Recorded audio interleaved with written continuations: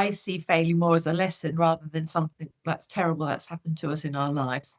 Anxiety, self-sabotage, self-doubt, procrastination, perfectionism, all these parts will pop up when the inner child doesn't feel good enough or doesn't feel safe that they can go ahead and do the things they want to do.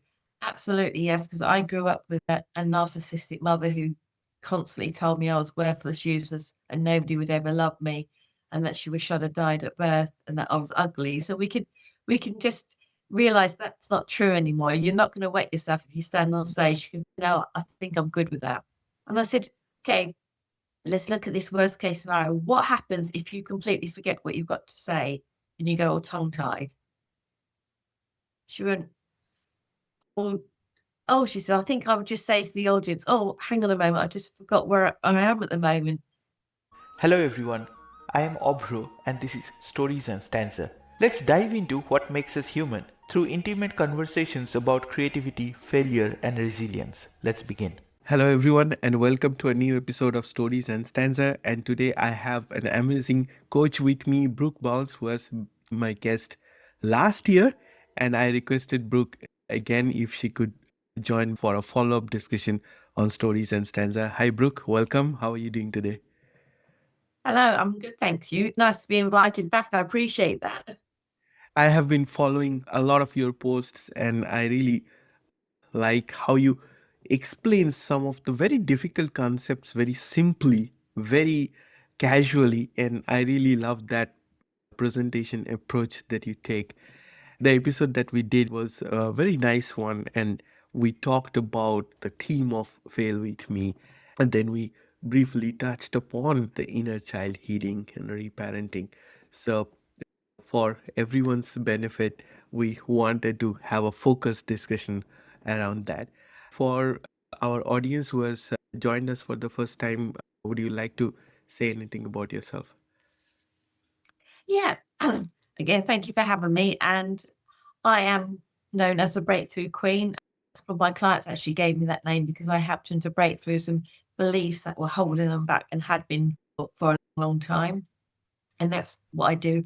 I simplify things so people understand where they're at, where they're coming from, why their bodies are reacting that way, why they're thinking the way they're thinking. And like you said, I make it in as much simple terms as possible because when we can understand simply what's going on, we can then, we're aware of it, and then we can change the bits that aren't working for us. So, you know, and that messy action is along the way. And as you talked about failure, I've learned all my things through failing. Okay, well, that didn't work so well. So let's try something different and understanding that it's okay to fail, because I think we learn so much more from failing than we do when we're successful. Because when we're successful, we're like, yeah, let's celebrate and then move on to the next thing. But actually, when things don't go quite to plan, we then look at and reflect back on them, think, okay, where do I need to tweak it, change it? What can I do differently next time? So I see failure more as a lesson rather than something that's terrible that's happened to us in our lives. And I talk about that quite a lot because if we don't try things, we're never going to know whether they work out or not. So embrace the failing and think, okay, it's just part of the process. Yes. And when I had this idea of starting a podcast and in that talk about failure and coming back from failures, unlearning the stigma of failure, I had no idea that it will be so well received and there will be so many people who will align with that idea and they will come to the podcast and say such nice things. And it makes me feel that I have a story that I am sharing and it resonates with so many people. So, thank you once again for joining me today. So, for our audience, we'll talk about the inner child healing concepts. So, before we get started, could you talk a little bit about what is the inner child theory? How do we understand that? Okay. Well, I think the best way to describe it is that we've got our adult self, and that's the logical part of us that knows that we've got the skills, the knowledge, we can do the things we want to do. But then we've got the inner child that is that little scared 6-year-old, 7-year-old, however old that they may be, that remembers times when they were 6 or 7, that things didn't go so well. So they do what's called have internal family system, which is like parts come up to protect that inner child. And this can be anxiety, self-sabotage, self-doubt, procrastination, perfectionism. All these parts will pop up when the inner child doesn't feel good enough or doesn't feel safe that they can go ahead and do the things they want to do. And how I liken the inner child for people to understand it is a bit like the inner child's like a puppet master. When the inner child is confident and happy, so for example, if you've been driving a car for years and I said to you, oh, can you just pop down the shop to get some milk? Yeah, no problem. Your head wouldn't react. You wouldn't have massive thoughts going, oh my goodness, can I drive a car? Would I be able to park? Will this happen? Will that happen? And our bodies weren't reacting anyway. We'll just jump in the car, go get the milk and come back. No issue. But if somebody had a fear of doing maybe like a live on social media, and I said, okay, well, come and do a live with me. Suddenly they might go, oh my goodness, and their body would react. And it's like that puppeteer is pulling those strings back saying, no, I can't do that. And they will procrastinate or self-sabotage, or anxiety will show up, or fear will show up in some way. And that's our inner child saying, excuse me, I don't feel good enough to do this, or I'm too scared to do this. So what I like to get my clients to think about is when things come up like procrastination, self-sabotage, being angry, being sad, being depressed, being anxious, that is a part coming up to come and protect your inner child. Because it's a bit like if you cut your arm, you put a plaster on your arm to protect that cut. So these parts are like protector parts. They come in to protect the inner child. Because although it could be quite painful to procrastinate or self-sabotage, it's less painful than the child actually feeling that wound of not feeling good enough or worthy or feeling safe. So when my clients realize that, I think, oh, okay, that's just a part come up. I'm not a procrastinator. It's just a part that's come up to protect my inner child. What does my inner child need right now? And when we can start understanding that and that our body's reacting to it because our inner child is going, no, not doing that. We're not doing that. We can then realize, oh, okay, right. What do I need to do to help my inner child to feel more secure, feel more safe? And then we can work through that and help you to move forward. Because everybody said that same, feel the fear and do it anyway. Whereas I'm more like, feel that fear, discover where it's come from, because there's always a story where that fear's come from, because we're only born with two fears, the fear of failing, the fear of falling, and the fear of loud noises. Every other fear we've picked up along the way. So because we've picked them up, we can actually get rid of them as well. So it's finding that story of where that's come from, processing it, and then enjoying going to do the thing that you want to do in the first place, which is a much nicer way to live, in my opinion. Can I ask you that this is such a wonderful concept, and if you ask me, if I look back, I had many instances where I could see that knowing the inner child theory, that this is where it came from. Like I was really afraid of speaking. I was really afraid of driving. So there are all these sort of different areas where I can now, if I look back, I understand myself a lot better when I apply the inner child concept. If you look back at your own life, do you think that you have experienced it firsthand, that you felt something and then you realize that this is coming from your unmet needs? Absolutely, yes, because I grew up with a narcissistic mother who constantly told me I was worthless, useless, and nobody would ever love me, and that she wished I'd have died at birth, and that I was ugly. So hearing those quite often daily, that became my belief system. So I was very scared, and I would do anything or step out of line in any way because I was scared of what would happen. So my inner child was absolutely petrified of doing anything. And anything that went slightly wrong, my body would be like, "Oh my goodness, yeah, what have I done? I'm terrible. I can't do this. I can't do that." And then I discovered, like, working on my mindset and working with the trauma that was stuck in my body and the inner child work. And now me and my inner child will go and play and do anything, try anything. Okay, well, if it doesn't work out, again, back to that thing about failing, I'll learn something from it and I'll grow from it. So let's go and let's play, let's explore. So yeah, there's a lot of things that used to hold me back all the time. My kind of tagline is from scared little girl to stage. 15 years ago, somebody said, right, I want you to get up on stage and talk. I'd have run a mile. There's no way you'd have got me up on any stage. The thought of it would absolutely petrify me, let alone actually doing it. But now I quite happily stand on stage and share my story and talk to people, no problem. No, I think your story is very inspiring. And the way, as I was telling earlier, that the way you explain, it's so simple and so beautiful. I think it's so beautiful because you put it very simple words around it. Like every time you are sharing something on social media, I think that really speaks to me as well as anyone who follows you. Going ahead with the inner child concepts, you explained what it is and why some of our problems can be rooted as an inner child.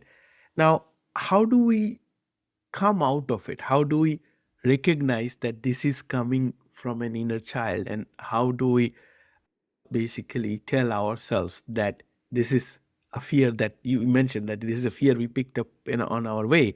So it is possible to unlearn them, it's possible to get over them. So how do we start working towards it? But it's first of all, it's being aware that's going on, because when I first talk to a lot of my clients, they'll tell me things like, oh, I do this all the time, but like, well, why do you do it? And then, well, it's always been that way in my family. Like, yeah, but it's not working for you. So why are you doing it? And they don't realize actually until they say that like that they can change how they feel, because just because it's been done in a family for years and maybe generations, it doesn't mean to say it's going to work for you moving forward. Because often generations ago, it may have worked brilliantly for your great grandparents or your grandparents, but actually now it's not. I think that's working really well. So it's first of all recognizing it. And if your body doesn't feel comfortable, that's a sign that your inner child is like tapping you on the shoulder saying, excuse me, I need some help here.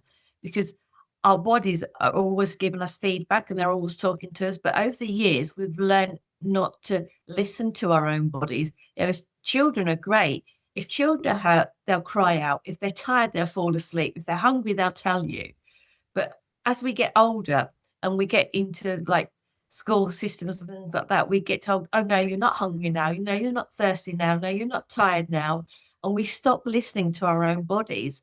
So it's being aware of when our bodies don't feel quite right, because that's basically our inner child saying to us, I need some help here. So that's the first thing. It's being really aware of what's happening in our bodies and not feeling quite right, because we often brush it under the carpet sort of thing, like, oh yeah, I didn't feel quite right about it, but I just went ahead and did it anyway. It's like, no, get curious about why you didn't feel quite right about it. And then once we're aware of things, we can then think, okay, how do I want to do it differently? Where do I want to change that? And I use different modalities with my clients to help them to change how they feel about it. I do a lot what's called inner child reprogramming. I get them to really connect with their inner child and find out what their inner child wants so they can give that to their inner child. So we basically reparent ourselves and give our inner child the stuff that our inner child felt it didn't get when it was a child. Now, this isn't about blaming parents or any adults as we were children, because they did the best they could with the resources that they had. But often with children, they add up two and two and come up with five. It's very black and white, because up until the age of 7, we haven't got that critical faculty to think, oh, maybe the adult's in a bad mood, or maybe the adult feels sad today and that's why they've said what they said. They will take what that adult said as the truth and take it on and own it for themselves. I mean, in my book, I wrote about how to break through self-sabotage, and I talk about a client who, when she was 7, was doing a maths problem on the board at school in front of all the other children, and she got it wrong. And the maths teacher threw the board rubber at her. This is back in like the early 70s when teachers did that, and said, "You're useless at maths." And with that, she was so embarrassed because he did it in front of the whole class. She took that on as a truth. but she didn't think, or maybe he had a flat tire on the way to work, maybe he had an argument with his partner, or maybe the cat scratched him or something on the way to work. That doesn't happen with children. What we hear is like, okay, that goes straight in. There's no filter for it. So we take it on as our truth. I have a lot of clients come to me and say, I'm stupid. I'm like, oh, okay, what makes you think that? Well, my auntie said that my sister was a clever one, so therefore I must be stupid. And when I say to them, actually, you could be clever too, I think, oh, I never thought about that. I've carried the fact that I'm stupid since I was like 6 or 7. So it's how we see things as children. We can internalize them completely differently to how the person has said something to us. So it's really being aware of, okay, when was that said and how was I feeling at that time? And how did I interpret that was said? And is that actually true right now? And then as I go through the sessions, we'll pick apart and unpack all the story that they've been carrying around for years. And it's amazing the difference it makes, and actually realize, oh, no, that was something somebody said because they weren't feeling great about themselves. It was their belief, not mine, but they just gave it to me. So it's like, okay, well, let's give it back to them and let's create a belief of your own that actually works for you. The reprogramming that you are talking about, does that need to happen any certain age, or it can happen irrespective of wherever you are in your life?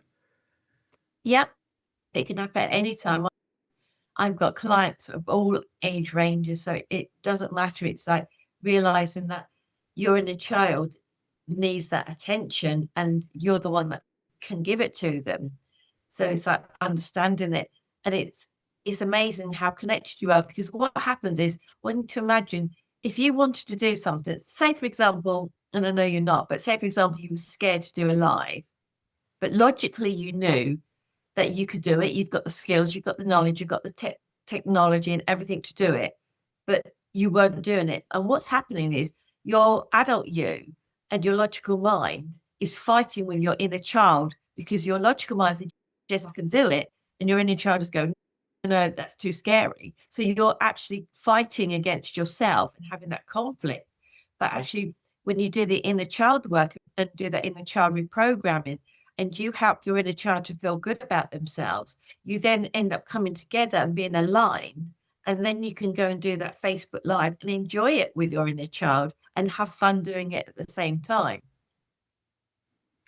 And when you work with people with, or you do this reprogramming side of things, what are your best sort of advices? Why I'm asking this, let's say that someone doesn't have a good relationship with their parents, or let's say maybe friends, or you mentioned some of the other examples like teachers and surroundings, etc. When we are talking about listening to our inner child, now whatever unmet thoughts that is keeping the inner child unhappy, it is not possible to give them exactly what they want, right? So how do you sort of do the reprogramming? Yeah, is what I'm trying to understand. Like somebody, you gave Yeah. some examples, right? That someone was told that no, you're not good enough, or you are trying to do a presentation and you're not feeling it. Then this is very different for different people. I guess there's no one answer that fits all. But I am trying to understand, hear from you, is when it, whatever is missing, you might not be able to give the inner child exactly that. So how do you suggest that we do this reprogramming? Yeah. It's more about reparenting your inner child. So it's like thinking about, okay, what I get people to do is to imagine that their inner child is sat beside them. Now they can either get a photograph of their inner child, or they can have something that represents an inner child. Now I've actually got, this is my representation of my inner child. So you can sit on your desk and then just actually talk to them like you would a little 5 or 6-year-old that didn't feel good enough or felt scared. And when I do the reparenting, we go through a whole thing of them imagining their inner child, what they look like, how they're feeling. And then I get them to say, okay, what is it you need from me to help you to feel good enough about yourself, or whatever it is that they're not feeling, whether it's sad, whether it's angry, whether it's lonely, whatever it is. So I ask them to ask their inner child what it is they need from them right now. And it can be something like, I want you to like give me a big hug. So I'll actually get the client to get their inner child or whatever it's the representation and give it a hug. And if they haven't got anything, I'll say, well, just hug yourself like that. Just give yourself a hug and just imagine you're hugging your inner child and letting them know that they are safe and that you've got their back and that you're looking after them. And yeah, the inner child doesn't, the first time we do that, doesn't always think, oh yeah, that's great. I'm sorted and it's everything's fine. And like, oh, that felt nice, but I'm not sure you're going to stick around. So I then help them to do different things to help them to stay connected to their inner child and talk to their inner child on a daily basis to really connect with their inner child. Because once you can really connect with your inner child, it's like with anything, if you suddenly became, I don't know, if you adopted a 5-year-old who was scared because they wasn't sure what was going on, what was happening, the more you talk to that child you just adopted, and the more you connect with it, the more it's going to feel safe, the more it's going to feel loved, the more you're going to get to know each other, the more you can bond together. And that's exactly what you do with your inner child, because you've been away from it so long. Like, yeah, your inner child doesn't feel like it's loved or cared about, and you haven't been speaking to it. So that's just reinforcing the fact that it's not loved or cared about. But when you start talking to it, most of my clients, when they start doing this work, start crying because it's like, oh my goodness, like my poor inner child. And that's good because that crying is then processing all the feelings that they've suppressed for years. And it's quite powerful work when we do it together. That's beautiful. And when we look back at our inner child, we slowly try to understand what the inner child is feeling. And there are unpleasant experiences. And we are talking about reparenting and reprogramming. Is it like we have something unpleasant in the past? Do we erase the past or do we repair the past? It's kind of date stamped in the past. It's like, okay, yes, this happened when you were 6 or when you were 7. Again, I talk about another lady in my book that wanted to do her public speaking, but she was absolutely petrified. And I was like, okay, so tell me the story. Where do you think this fear of public speaking's come from? She said, oh, I know where it's come from. I just don't know what to do about it. I said, well, tell me the story. When she was 7, she was at school doing a school play and she forgot her words. And then she got all kind of tongue tied. And then she got scared and she wet herself. And all the children in the front row laughed.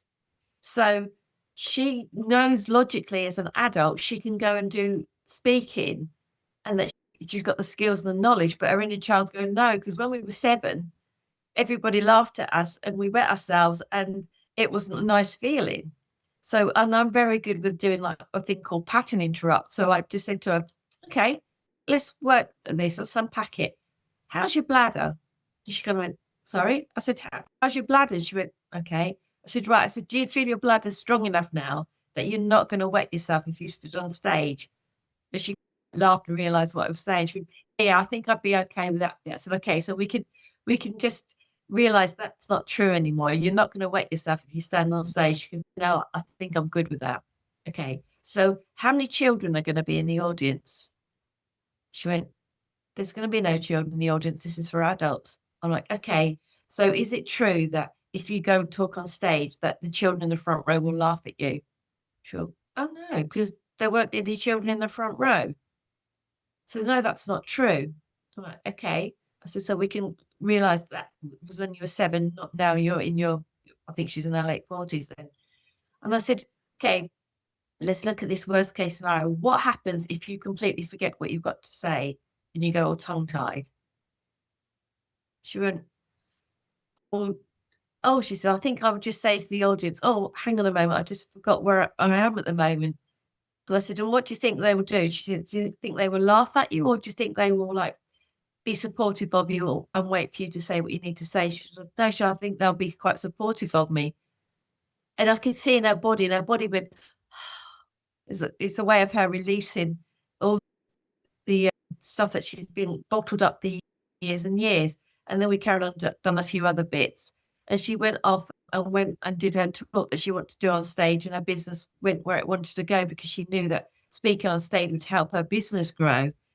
But that stopped her for a long time because she had that fear. Her inner child again was pulling back those strings, saying no, because it's scary being up on the stage. People laugh at us, and I can embarrass myself, so I'm not going to do it.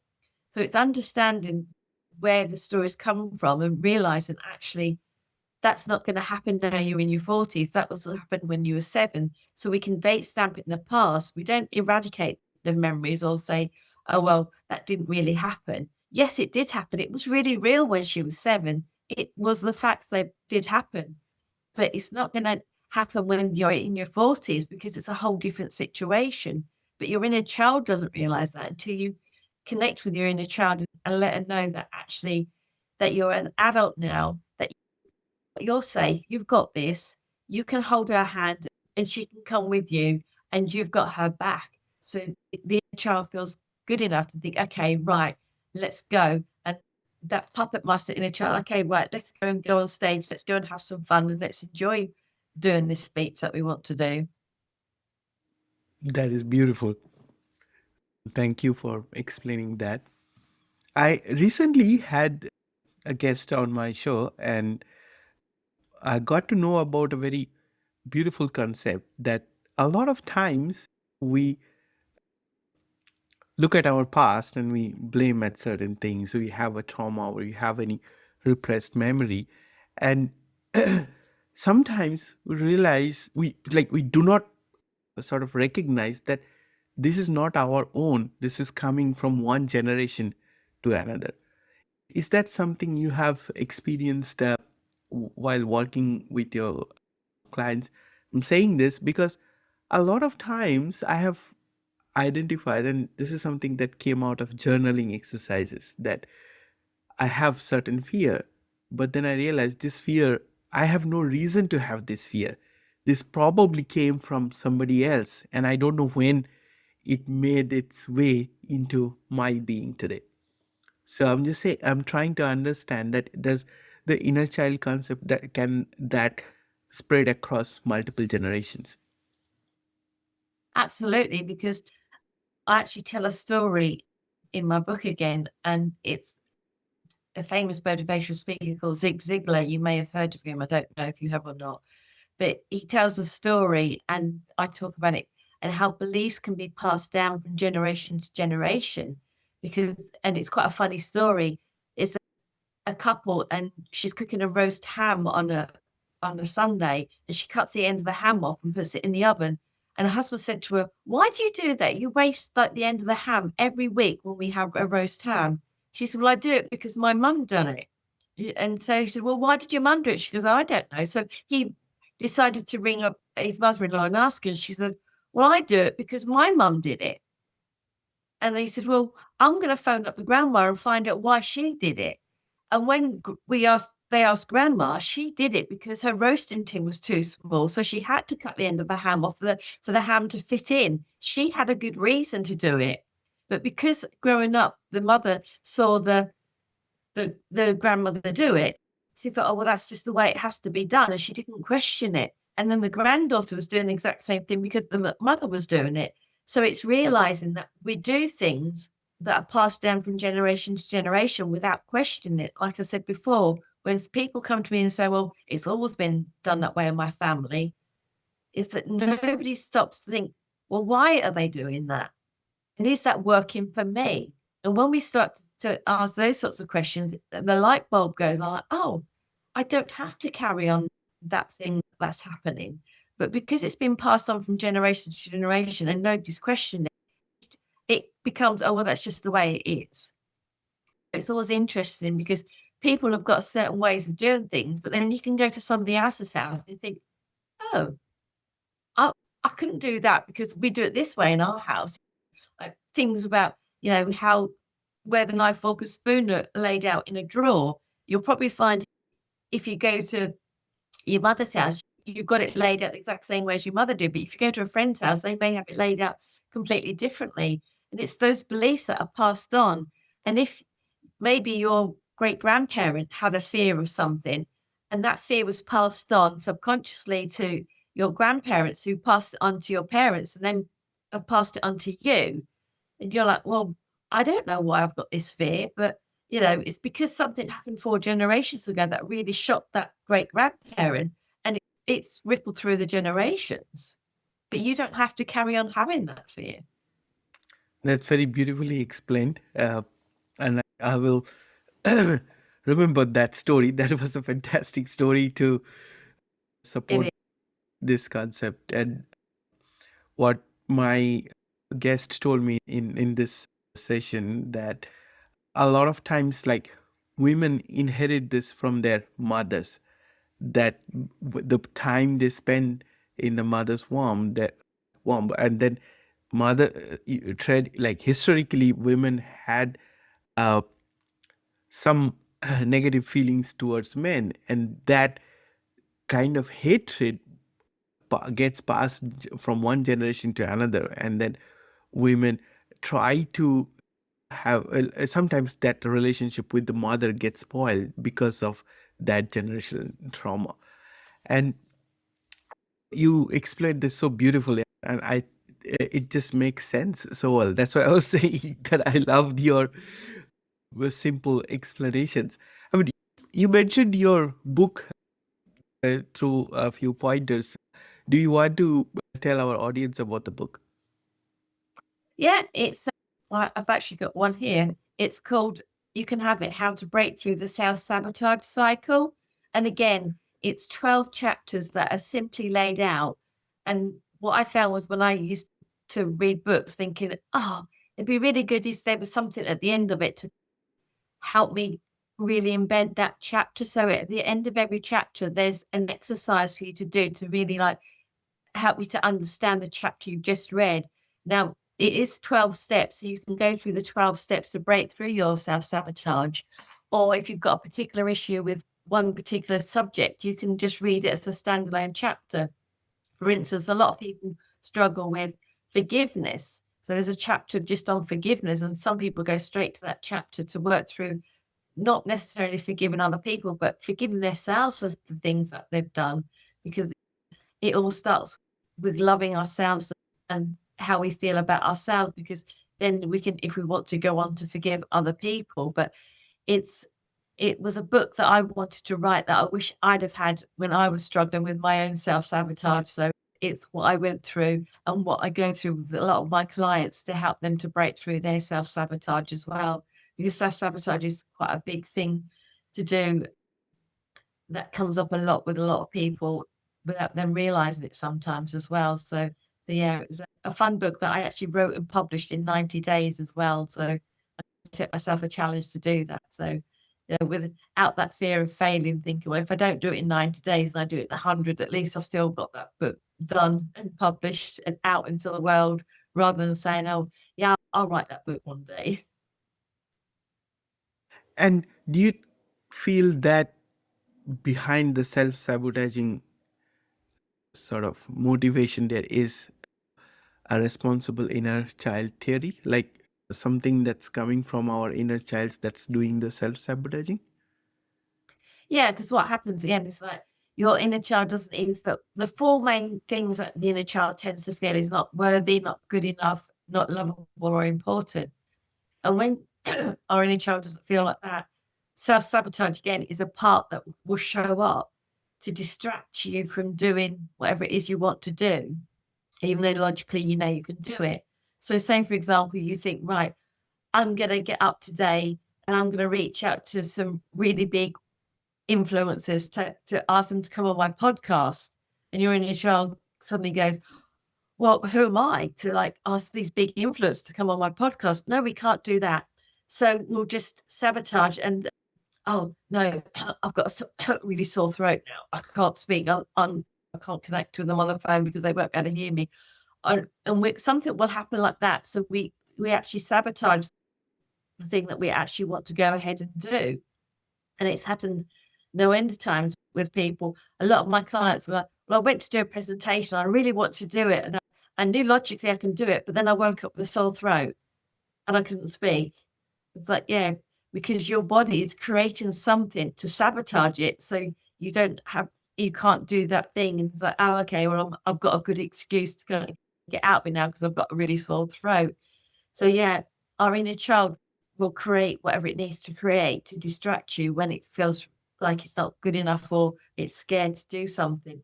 And it'll bring up whatever it needs to bring up, with self-sabotage, procrastination, perfectionism, that, oh, I'll rewrite that email just one more time to get it really perfect before I send it out, because it's an email that would like hit home for a lot of people. It's like, who am I to say that to people, kind of thing. So your inner child's like, no, we can't do that because people might get upset with us. So they worry about things. So they will create that part to come up to protect itself and distract us from what we need to be doing.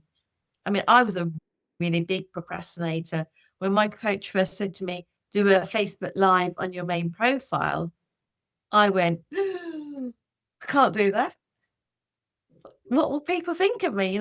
Who do I think I am? And it took me weeks to get and do my Facebook Live. I would think of anything else I could do to do it, even to the point of like that kitchen drawer that was a bit of a mess, and the odd pen top and odd paper clip and an elastic band. I don't know why they're always in a messy drawer. I decided that was more important to tidy out than do a Facebook Live that would help me with my business, because my inner child didn't think I was good enough, because it went back to that thing of when I was a child, that being told that nobody would take me seriously who would listen to me anyway. So it's like my inner child's like, no, we're not good enough to be listened to. So let's procrastinate instead. And it's all those sorts of things that will come up. So it's recognizing those, like I said, that when we first started talking, when something comes up, instead of thinking, oh, well, that's just who I am, I'm a procrastinator or I'm an anxious person. No, you're not a procrastinator. You're not an anxious person. It's just a part that's showing up because your inner child doesn't feel good enough or feels scared. And it's letting you know that it's not feeling good enough, or it's feeling scared. What you mentioned about perfectionism, that's again another sort of burning problem today. A lot of people get stuck in that cycle that they have to do better, and Yeah. they're not good enough, things like that. And when someone is in that phase, or that repetitive behavior, do you think they can interrupt that cycle and come out of it? Yeah, absolutely. Any of those parts can be sorted. And it often comes from, again, well-meaning parents and things like, do a spelling test and you get 9 out of 10. A parent may just flippantly say, well, why didn't you get 10 out of 10? And the child doesn't feel good enough. Like, well, I can only be good enough if I'm perfect and I get a 10 out of 10. So that starts that kind of inner child feeling of I'm not good enough, without realizing it. And if they keep thinking about it, so the next time they do spelling test, well, I need to get 10 out of 10. And if they do get 10 out of 10, the parent's like, yeah, well done, you're great, amazing, you've done 10 out of 10. And they tell all their friends, oh, okay. So when I do things perfect, my parents love me, they're proud of me because they'll shout out to everybody. And I'm not blaming parents, because we all do the best we can as a parent, but it's how the child interprets that as well. So it's realized, actually, think about a time, it's going back to that, having that failure.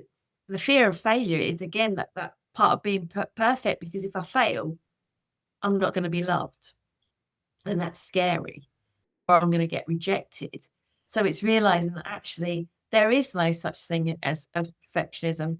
Nobody gets it perfectly right. And actually, when you mess up, you connect better with people as well. I mean, I'm a big one.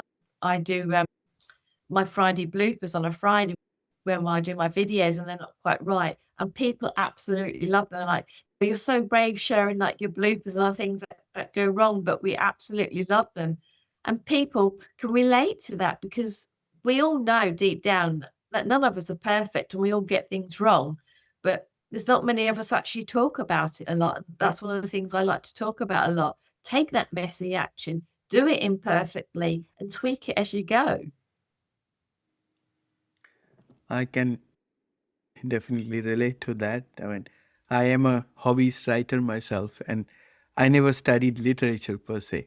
And when I was a student, I was always told that no, you cannot write what you want to write. You have to write in certain ways.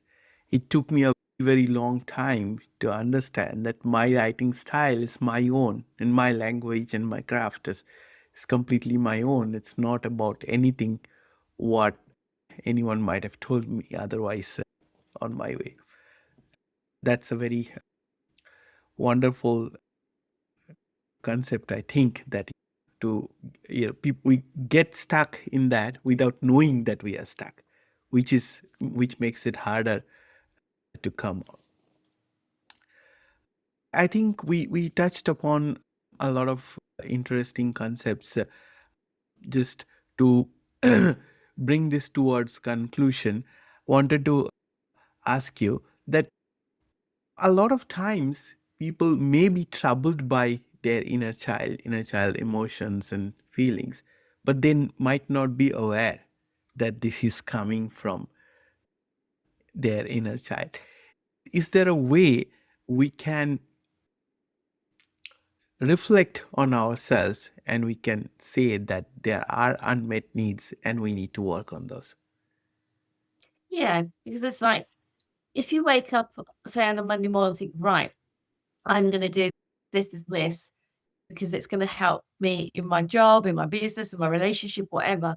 And then we don't. We either start procrastinating or we think, oh, well, that's not quite perfect. So I won't send that email or I won't send that message or whatever. When we start doing those sorts of things, when procrastination, perfectionism comes up, or we sabotage it, how many people think, right, I'm going to start eating healthy on a Monday, and by 11 o'clock they're in the biscuit tin or eating a donut? Think, why am I doing this?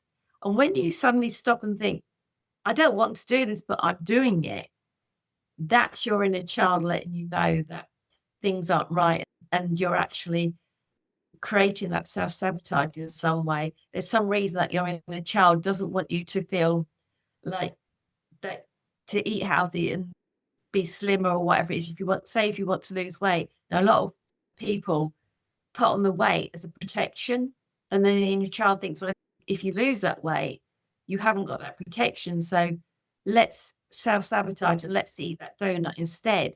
It's not anything to do with the food, it's how you emotionally think about the food and stuff. So it's being aware of what you're doing it and why you're doing it. It's like, okay, am I eating this donut because I haven't eaten for 6 hours and I'm absolutely starving and there's nothing else in the house? Or am I eating it because I'm trying to cover up something else?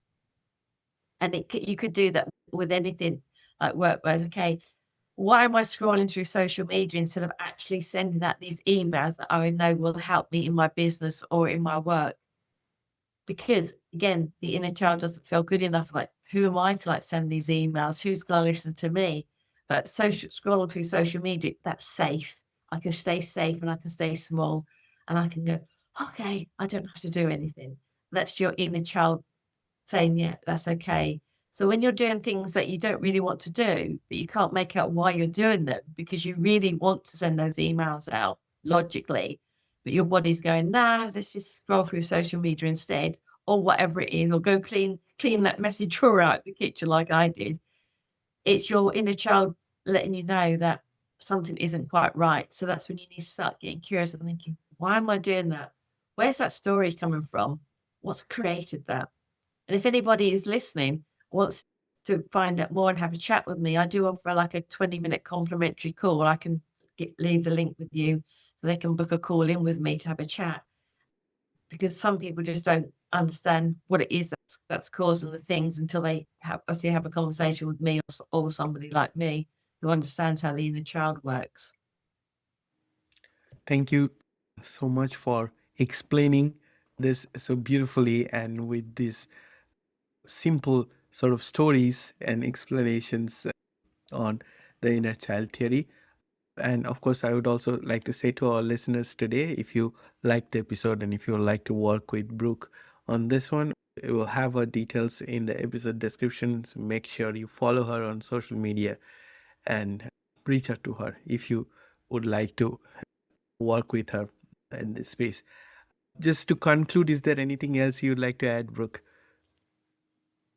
Now I think we've covered quite a lot, but like I said, if anybody's not sure and they think, oh my goodness, I didn't realize my inner child was causing so much chaos in my life, then just reach out to somebody. If it's not me, reach out to somebody else that you know and have a chat with them, because once you actually connect with your inner child and your inner child feels good, life is so much easier, because it's exhausting trying to work through and do things when you're battling your inner child all the time. Even if you don't realize that's what you're doing, it can be really exhausting knowing you want to do one thing but you end up doing something else, and you're fighting against yourself all the time, which isn't fun to do. Having been on Thank, either side of the coin, I know what it's like. I've spent years fighting myself, but now I'm in flow with myself, and my inner child's on board with me, and we have so much more fun now. So it is a huge change, and it's fun to actually come out the other side of it as well. thank you so much for taking the time to talk to Stories and Stanza today. It was lovely to have you back in the show. Thank you for having me again. It's been a pleasure.